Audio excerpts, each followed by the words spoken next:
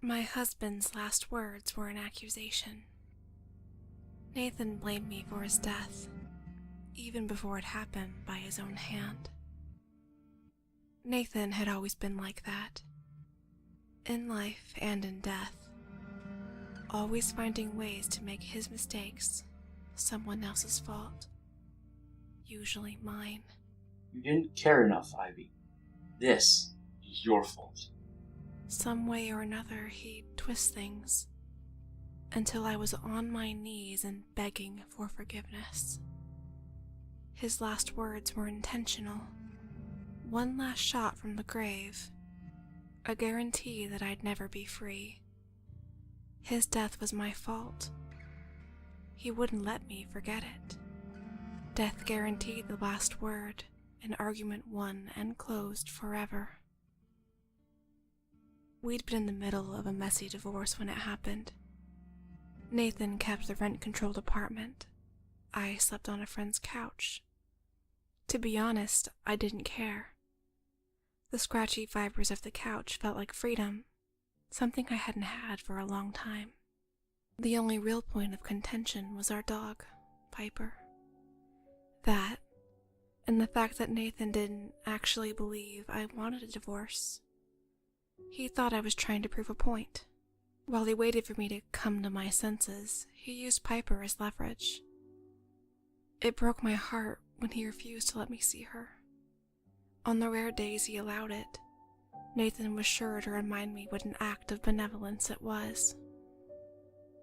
My threshold for his bullshit only lasted a good year and a half into our marriage, before I started worrying over ways out. The prospect of a divorce was enough to get the pews at church abuzz with scandal, which I desperately wanted to avoid. I procrastinated and tolerated, until Nathan's bullshit went beyond emotional abuse and became physical. How did I even get to that point? My answer shouldn't come as a surprise. I rationalized the red flags. When we met, Nathan was 28 and I was 18. I had been eager to prove I was an adult and made mistakes learning what that actually meant. Nathan was an attractive man, made even more attractive by his apparent maturity. His initial possessiveness was flattering. I didn't realize he considered me a possession until we were already married. With the divorce already underway, I was actually happy. My life was far from perfect, but the feeling of throwing off the yoke and becoming my own person again was exhilarating. If I could walk away with only one thing, I wanted it to be Piper. Nathan refused to give up his leverage, claiming I was too irresponsible and unstable to keep her. Unwilling to let him win even one more time, I planned shamelessly, intending to get my dog back at any cost. Nathan didn't expect it, but I was equally capable of guile. I knew what he anticipated, and frankly, I didn't have much pride. When I was ready to make my move, I didn't hesitate to humiliate myself. I let him think he won. Showing up one morning and crying on his stoop, I begged him to take me back. I made a mistake. I kept my head down submissively. The theatrics were necessary. An argument at the door wouldn't resolve anything. If I showed any sign that I wasn't there for him, I'd only find myself on the wrong side of a slammed door. Barely able to contain his smugness, Nathan let me inside. Immediately, his lecturing began. He steered me into the living room almost gleefully. My future ex-husband loved being right. He loved it so much that I might have gotten off easy, if I'd really been there to reconcile. I grabbed a handful of tissues, dabbing at my face as I continued to blubber. I had cried a lot over the years. Ugly crying, not the pretty kind you see on television. My face goes bright red and puffy about 10 seconds in. It's not something you can fake. Hiding my face was the only way to guarantee Nathan wouldn't catch on. Let's talk about what needs to change for this to happen. I'll take you back, but you're going to have to try harder. Nathan gloated. The words sounded rehearsed. He picked up a notepad with a list of demands, Further proof that he'd fully expected my return. Knowing him, he'd type it up and have me sign it when he was satisfied with the terms. He wouldn't let me pull this stunt again. I pretended I was too overwrought to listen. I leaned forward, burying my face in my hands with a burst of unintelligible apologies I didn't mean. Piper had already waddled over on her short, stubby legs, giving my knee a comforting lick. The corgi bought my performance as readily as Nathan did. I reached down to pet her, unable to resist. It had been too long since I'd seen her. Nathan sighed, tossing the notepad on the table with an audible thwack. He wasn't angry. He thought he'd won after all. But his patience wore thin. I'm making us some hot chocolate. Try to get yourself together, please. This is embarrassing. I don't want the neighbors to hear you crying again. Never mind that he was always the reason I cried, he added. You're making us both look even worse than you already have. I wish you had more self-control, but we'll address it. Things will get better. For both of us.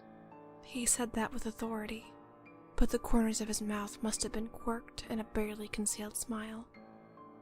No matter what he said, he was actually delighted. I knew that without looking.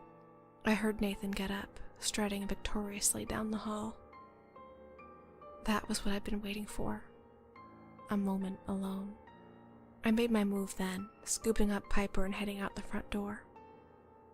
My friend Nadine was my waiting getaway driver, peeling off the second I jumped in the car. We escaped to a symphony of squealing tires and the accelerating rhythm of my heart. We'd made it. I had Piper and walked out without so much as a scratch. I couldn't help but grin, hugging a bewildered but excited corgi to my chest. Nathan had underestimated me. Victory was sweet. That was badass! Nadine howled with laughter once I recounted the story back at her apartment. We were all safely nestled in her living room while a Netflix binge played, ignored, on the screen in front of us. Badass, I snorted. All I did was cry until he left the room. Then I grabbed her and ran. There's nothing badass about that. Standing up to that douche canoe is a huge accomplishment. Don't try and downplay it, Ivy. With all you've been through, you've got guts. Her smile was infectious. I couldn't help but smile too. But there was still a niggling worry in my stomach. It wasn't over yet.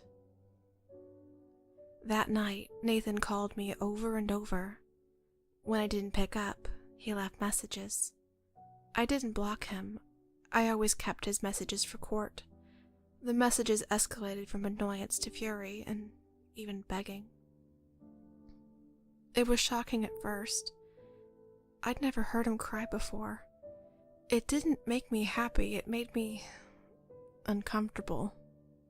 I couldn't help but listen, driven by morbid, masochistic curiosity. Then came the final voicemail. He was no longer crying or screaming. His words were perfectly level and assured. You didn't care enough, Ivy. This is your fault. His voice held the tone of an ultimatum, but I just laughed. He was used to making demands. He was used to me obeying. He didn't even bother following it up with a threat. For a moment, I thought I was free. His words no longer had power over me. I didn't know that these would be his last words to me, his last words to anyone. I got the news in the morning. Nathan was dead. A self-inflicted gunshot to the head. Is it bad that my first feeling was relief? The police deemed it a suicide in record time, thanks in part to a note he'd left me. I declined to read it. The final voicemail suddenly had an unnerving perspective. A grip I couldn't shake. Nathan had had the last word. There was nothing more I could say. I became a widow with no need for a divorce. Dutifully, I dealt with the aftermath. I didn't smile. It wasn't a victory. About a month after his death, I moved back into the apartment we'd shared. I was reluctant, but I knew I couldn't stay on Nadine's couch forever. The old apartment was a haunting collection of bad memories. I tried to fix that. I got rid of everything. I used my savings to buy new furniture, trying to make the apartment look and feel completely different. It didn't work because Nathan had never left. I heard him, felt him, but I never saw him. It was enough to keep me in denial. I fell back into a pattern of stubborn rationalizations, just as I had in our marriage. At night, Piper would bark at something unseen.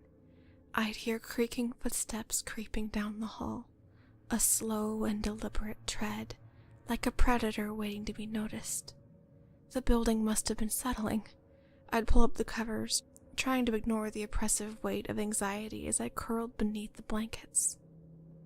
Denial didn't stop the footsteps from coming closer, closing in on my cowering form. At the foot of the bed, I'd hear Nathan's voice, his words woven with shadows. A tapestry of woe. You didn't care enough, Ivy. This is your fault. A footstep followed each syllable, the mattress warping under his weight as he climbed under the covers, too. I had to be imagining things. I told myself it was the guilt. Guilt I didn't even need to be feeling. I'd tell him so, a wavering whisper, but that just made him laugh with incredulity at my gall. It was worse when he didn't laugh. I'd feel the bite of his fingers gripping my throat with invisible hands. I'd be paralyzed with fear, gasping for breath while his tongue would trace the contours of my body, leaving an icy trail of putrid saliva and my own cold sweat. Time always seemed the slowest then. I couldn't move, but his grip was just tight enough that I could still scream. "You did it to yourself!" became my shrieked mantra in the middle of the night. Every night. A prayer before the sun started its descent. Meditation, none of it helped.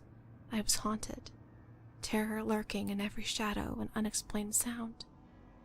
I wore a necklace of fingerprints, bruises circling my neck. My nights became increasingly difficult to explain away.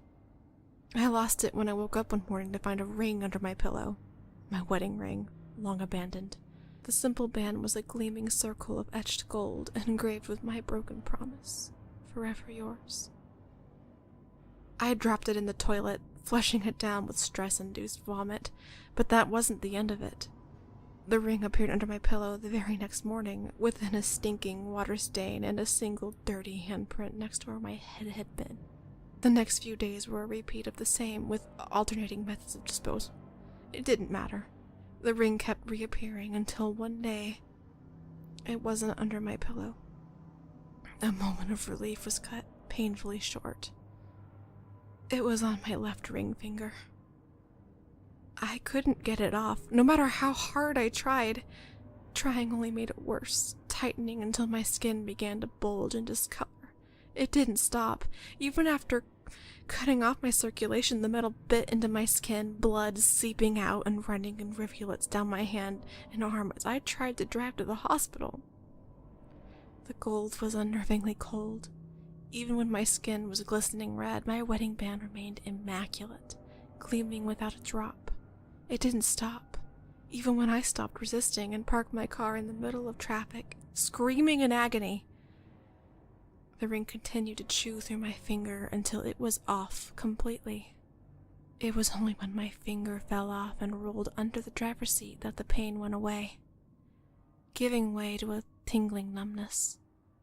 I finished the drive to the hospital, managing to find my lost digit, but not the ring. It was gone. The finger couldn't be reattached. While it wasn't a life-threatening injury, the loss of my ring finger was symbolic.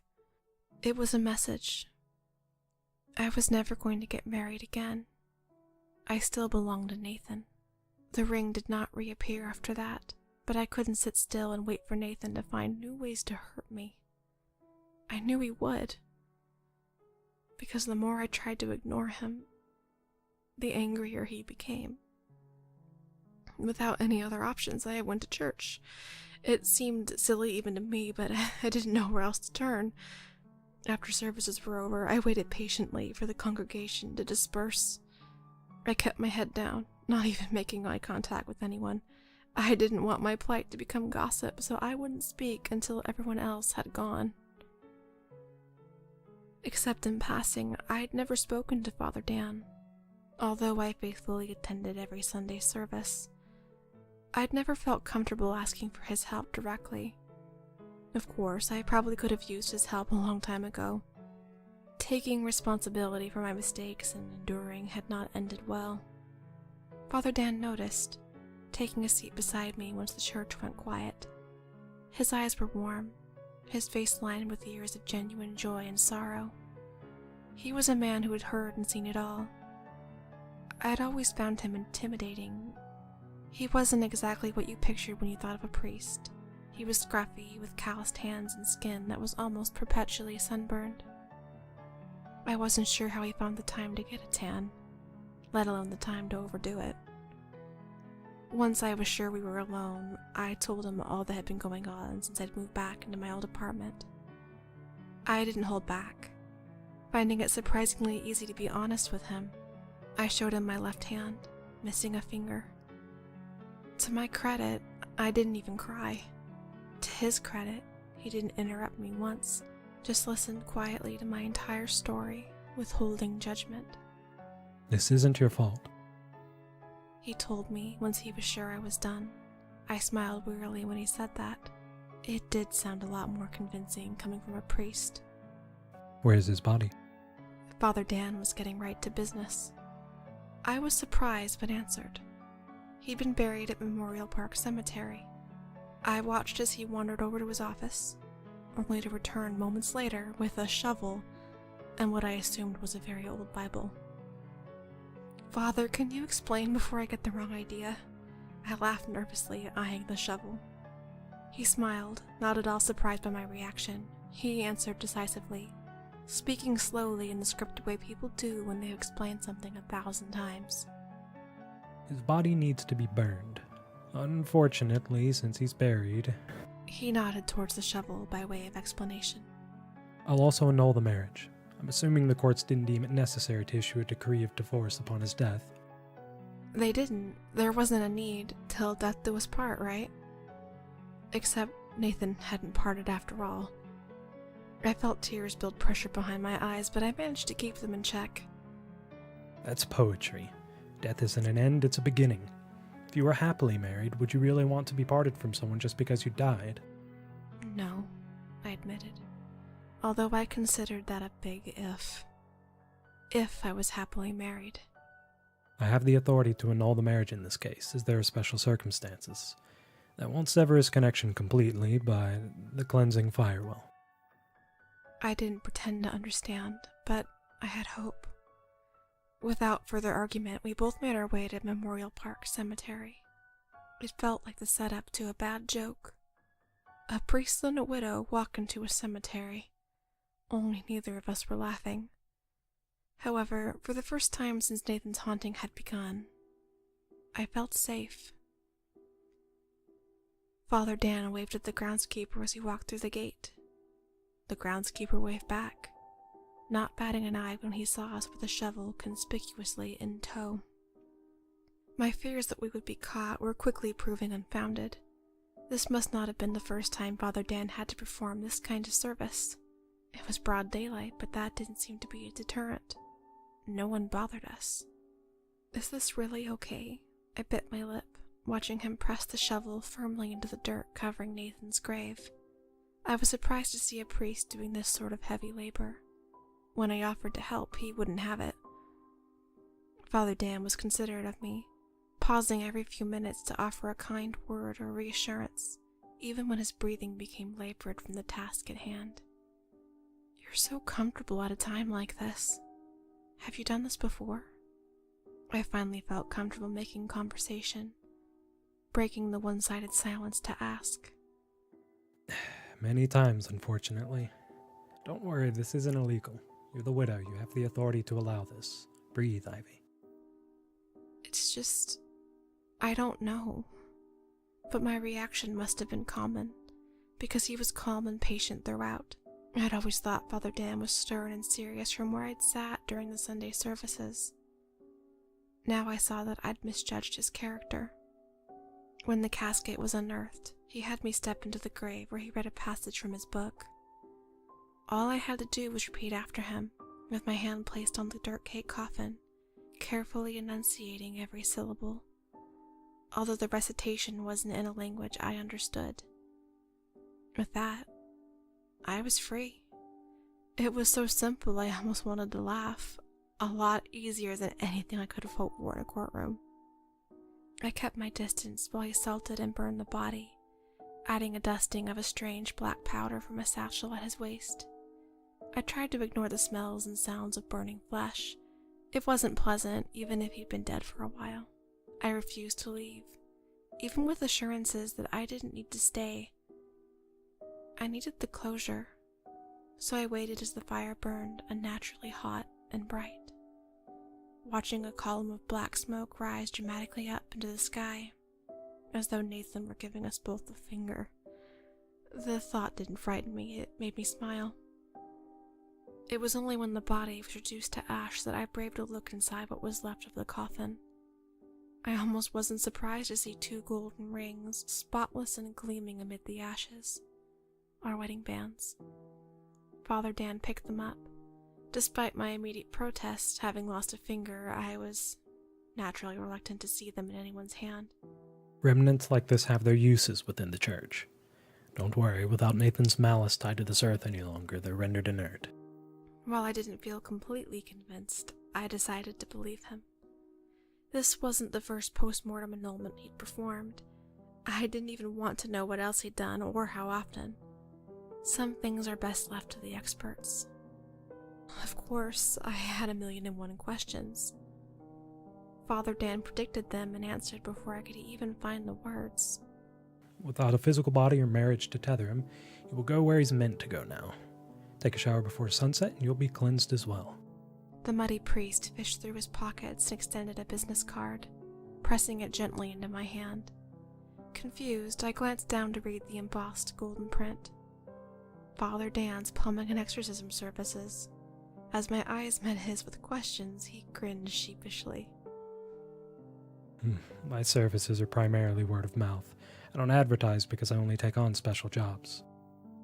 You're also a plumber? Is that allowed?